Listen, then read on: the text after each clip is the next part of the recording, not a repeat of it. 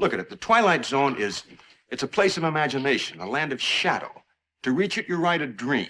To enter it, you need only your imagination. Most TV bans are about censorship, but this one was a mercy killing.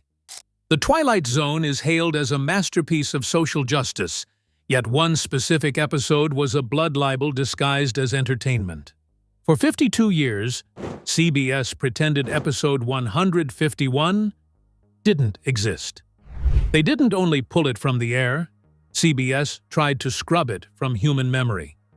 But why exactly was this episode banned from airing? Keep watching to find out. Before we get into the footage that stayed buried for decades, let's pull back the curtain on the man who turned his nightmares into a legacy.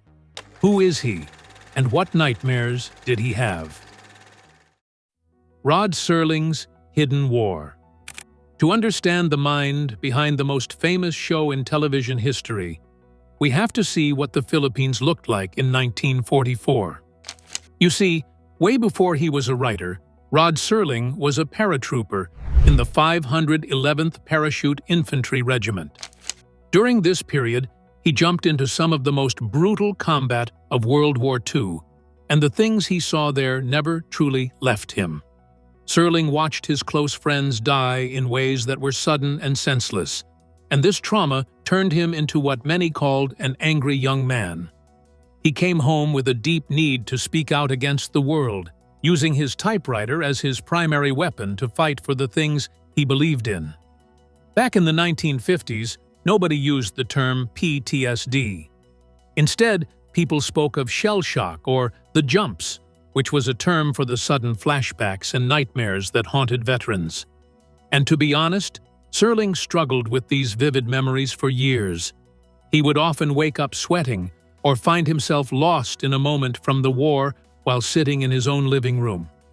These terrifying experiences were the secret foundation of the Twilight Zone. When you watch an episode where a character feels trapped or senses that the world around them is breaking apart, you are seeing Serling's own internal struggles. He wasn't just writing fiction, he was putting his own nightmares on the screen for everyone to see. But prior to him finding success with the supernatural, Serling tried to be a realist. He wrote powerful scripts like Patterns and Requiem for a Heavyweight to address corporate greed and the struggles of the working class. However, he quickly hit a wall with the network sponsors. In those days, the companies paying for the commercials had total control over the stories. They didn't want anything that made people feel uncomfortable or question the American way of life. But every time Serling tried to tackle a serious social issue, the network executives he called the men in gray suits would edit his work until the message was gone. This frustration led to what Serling called his Trojan horse strategy. He realized that if he set his stories on another planet or added a ghost, the censors would look the other way. He also famously said that a Martian could say things that a Democrat or a Republican could never get away with. By hiding his moral lessons inside stories about aliens and time travel, he could finally talk about racism, war, and politics without the sponsors getting suspicious. And basically, the Twilight Zone became a way for him to smuggle the truth into the living rooms of millions of people who thought they were just watching a scary show. Even the music that introduced the show had a strange and accidental beginning. The iconic theme we all recognize was actually a combination of two different musical cues. A Romanian composer named Marius Constant wrote these short pieces of music, and he was originally paid only $200 for his work. He had no idea his music was going to be used for a major television series until he heard it playing on his own TV. That eerie melody became the sonic shorthand for the strange and the unusual, perfectly matching the tone of the world Serling was building. Well, Serling never stopped his battle with the network. He wrote countless letters to CBS executives to defend his scripts from being watered down. He hated the idea of his work being emasculated just to make it safe for a quiet audience. For him, the show was a mirror held up to the face of 1950s America. He wanted viewers to see their own paranoia, and the fear of the Cold War reflected in his characters. He felt a moral duty to use his platform to challenge the way people thought about their neighbors and their government. He was incredibly successful at using these fictional worlds to expose the dark corners of the human heart. For 5 seasons, he was the king of the airwaves, winning Emmy Awards and changing the way people viewed television forever. He had finally won his war against the censors by proving that a science fiction show could be the most honest thing on the air. However, Serling's greatest victory in the battle for creative freedom would eventually lead to his most controversial defeat: the art of bypassing the censor.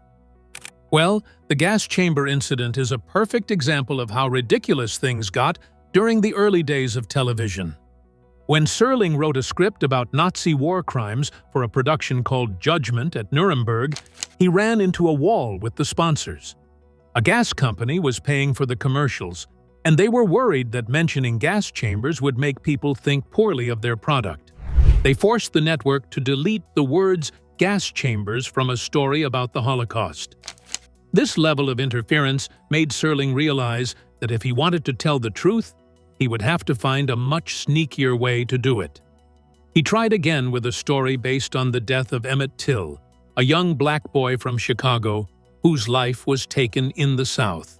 Once again, the network stepped in and stripped away every detail that made the story powerful. They changed the victim to a white foreigner and moved the setting to the Southwest. This sole act made Rod Serling very furious and caused him to understand that to bypass the censors, he had to stop writing about reality and start writing about the Twilight Zone. And just like we said earlier, by adding a supernatural twist, he could trick the networks into letting him talk about racism and prejudice without them realizing it. Also, television in the early 1960s was a sanitized world where every family was happy and every problem was solved in 30 minutes.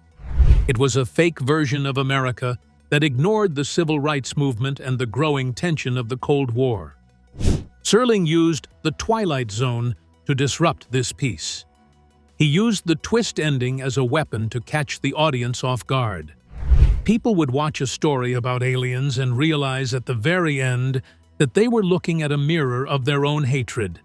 This was how he forced people to confront uncomfortable truths.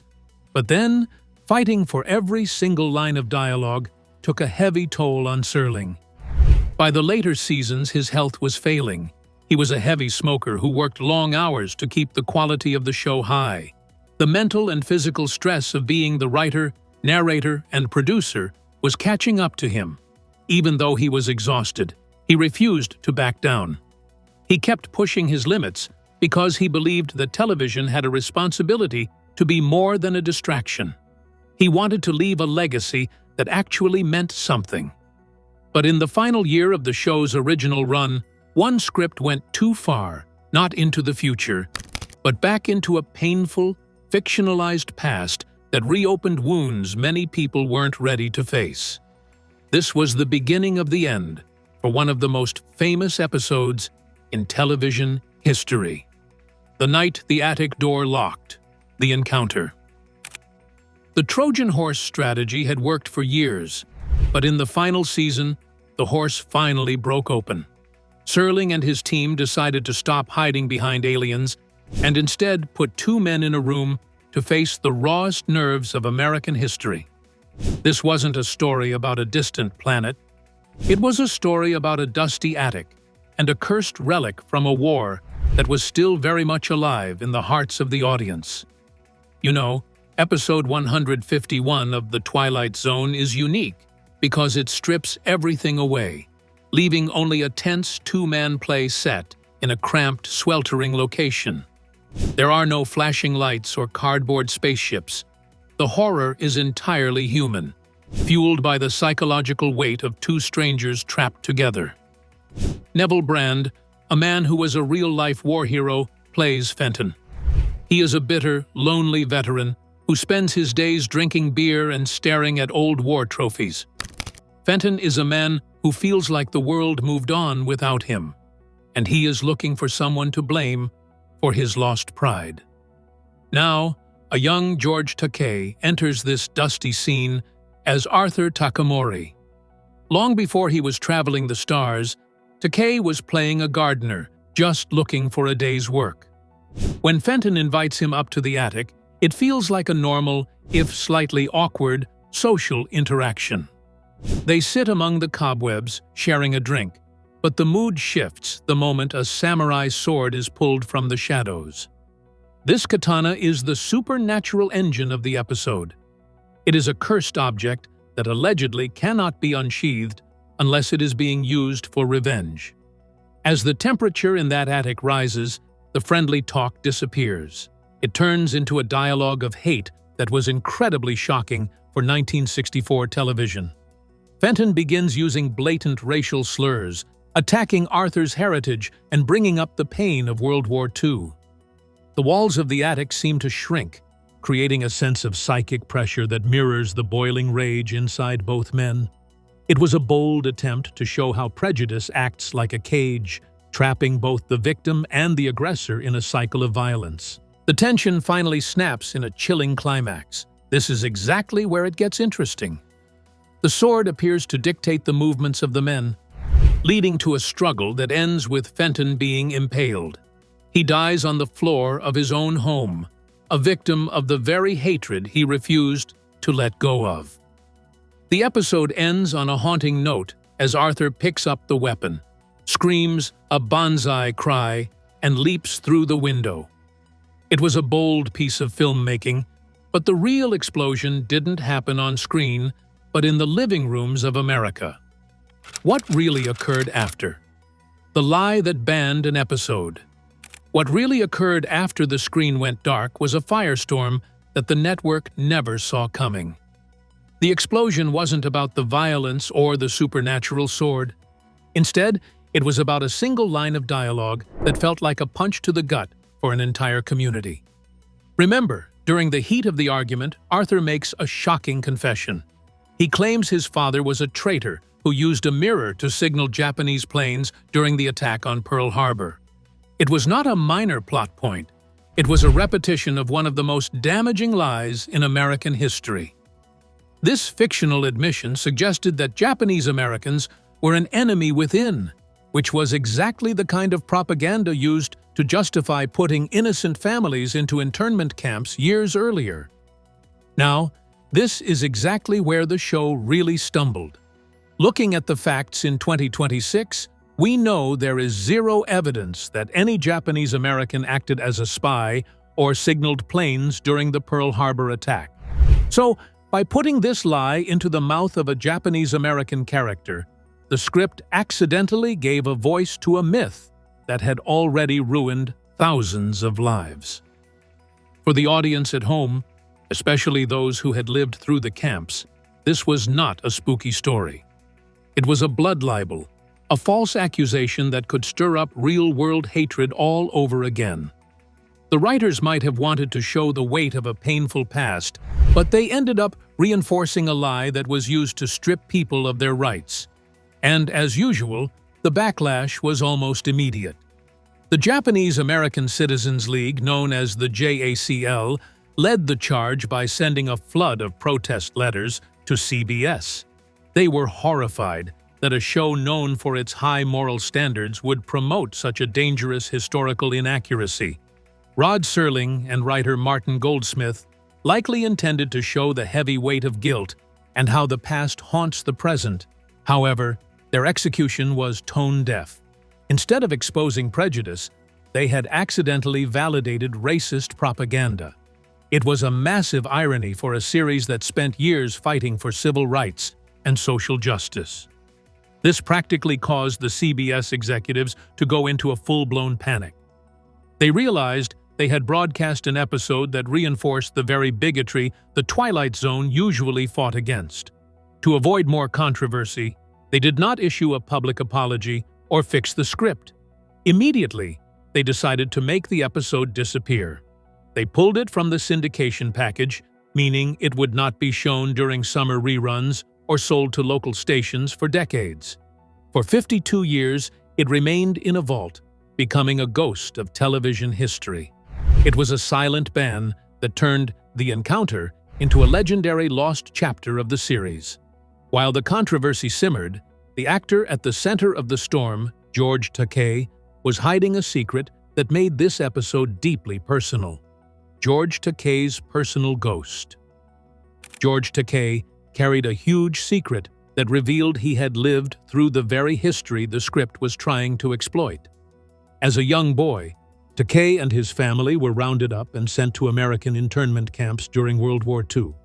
He spent years of his childhood behind barbed wire because the government feared people like him were secret traitors. Now, here he was on a soundstage in 1964, playing a character whose father actually was a spy. The irony was almost too much to handle. He was acting out the very lie that had stolen his innocence. It was a deeply personal burden to carry while trying to build a career in Hollywood. In 1964, a young Asian actor did not have the luxury of turning down a lead role in a major show like The Twilight Zone. Takei was hungry for work and knew that serious roles for people of color were incredibly rare. Most of the time, actors of Asian descent were cast in background roles or as offensive caricatures, so taking this part was a survival move. In his memoirs, he reflects on the struggle between needing a professional break and knowing the script had serious historical flaws. He was working alongside Neville Brand, a man who had been a highly decorated soldier in real life. Brand was a genuine war hero, having earned a Silver Star in combat. The tension between the two actors on set was not only good acting, it was a clashing of two very different wartime experiences that made the air in that fictional attic feel heavy and dangerously real. When we look back at it currently, we see a much different George Takei. He has spent the last several decades as a powerful activist, even creating a music called Allegiance to tell the true story of the internment camps.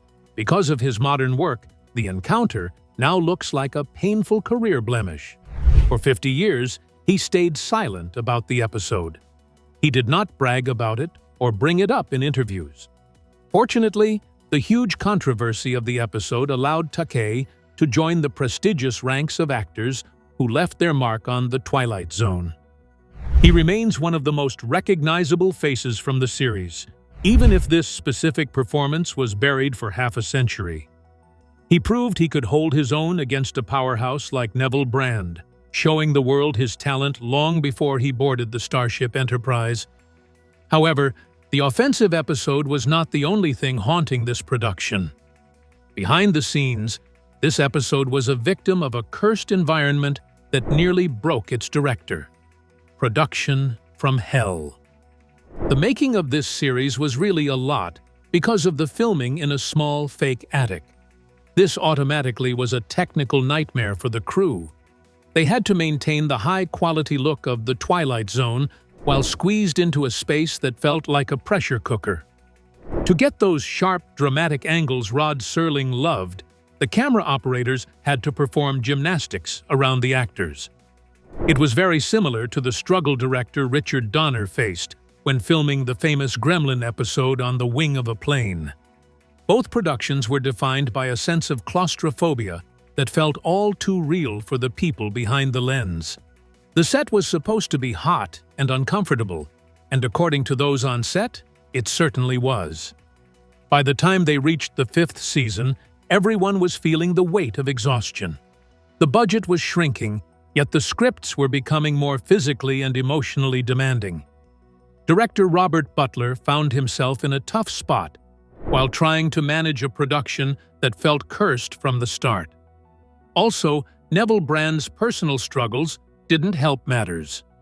Brand was a decorated war hero, but he was also fighting his own demons on set. His erratic behavior and intense performance often blurred the line between the actor and the character of Fenton. Some crew members felt like they were watching a real breakdown happen in real time, which added a layer of genuine fear to the recording. On another angle, there were the stunts. Television in 1964 didn't have the strict safety rules we have today. So, you see that final fight with the samurai sword? It involved extremely dangerous choreography that could have easily ended in a real injury. There were no digital effects to fix a mistake, only real steel and raw timing. The controversial ending, where Arthur leaps out the window with a war cry, was a point of deep debate among the staff.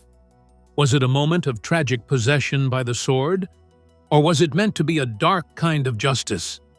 The ambiguity left a bad taste in many people's mouths, leading to urban legends that a much more violent and graphic version of the scene was cut and hidden away in a secret vault.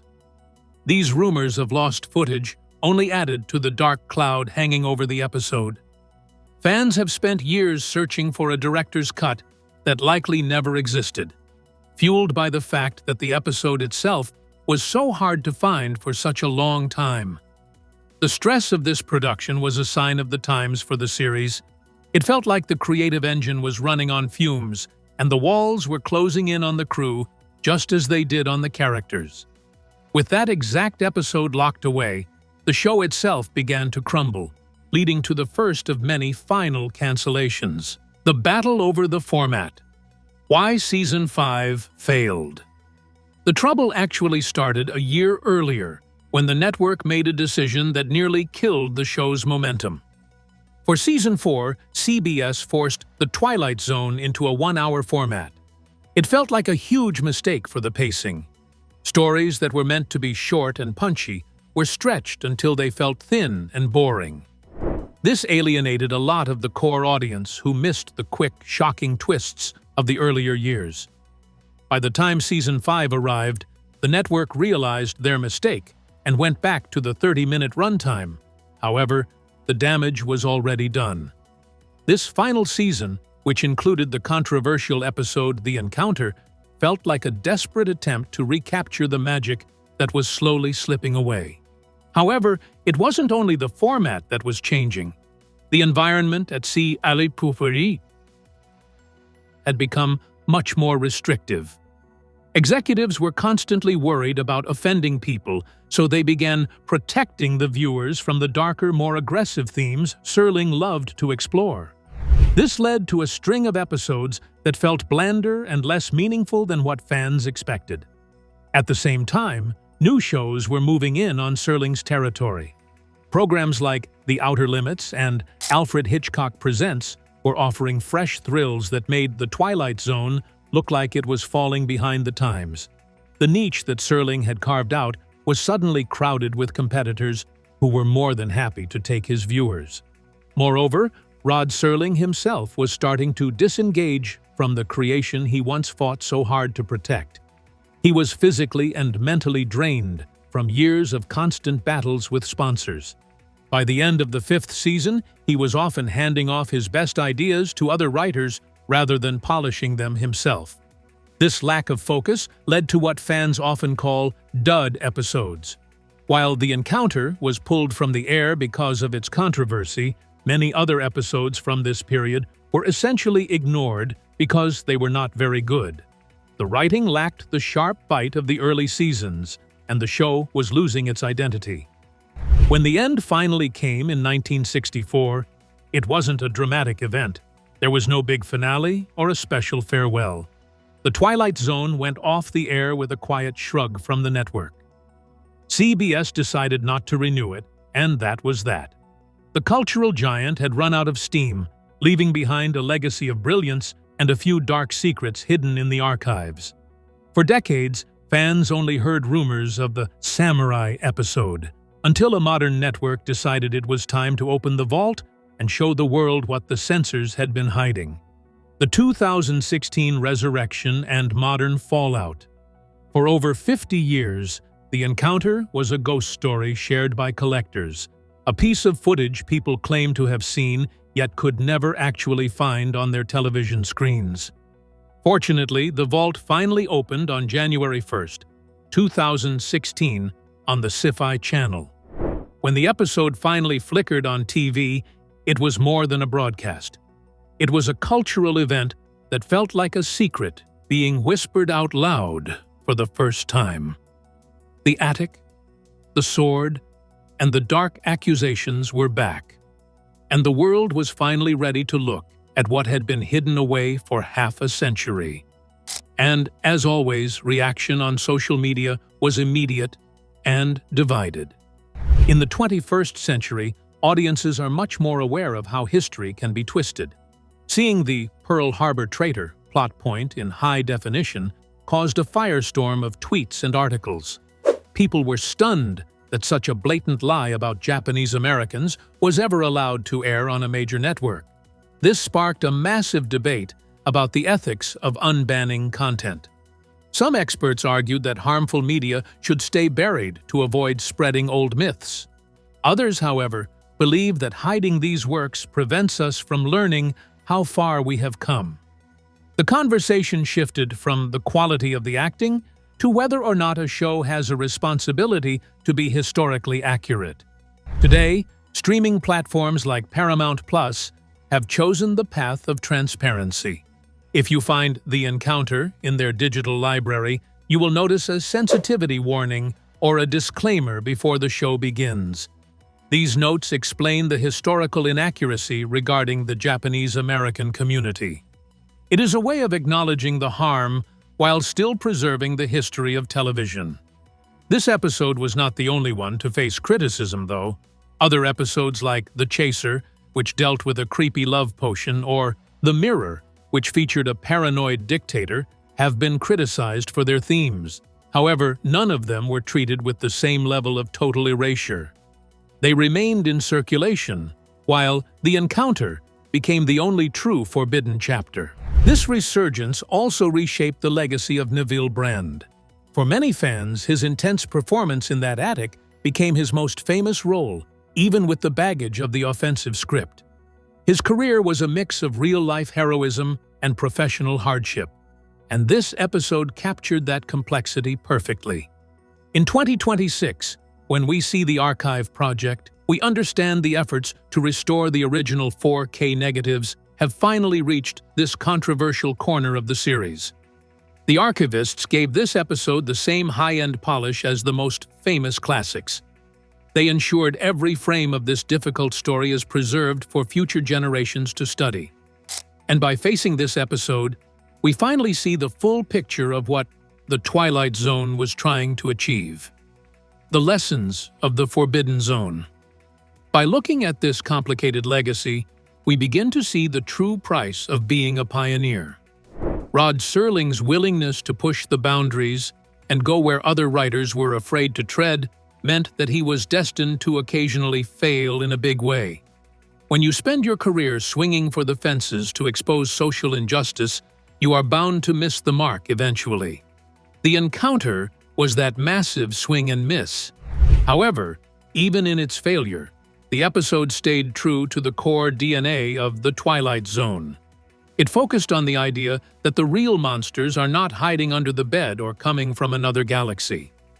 The real monsters are the ones we carry inside ourselves, fueled by our own guilt and prejudices.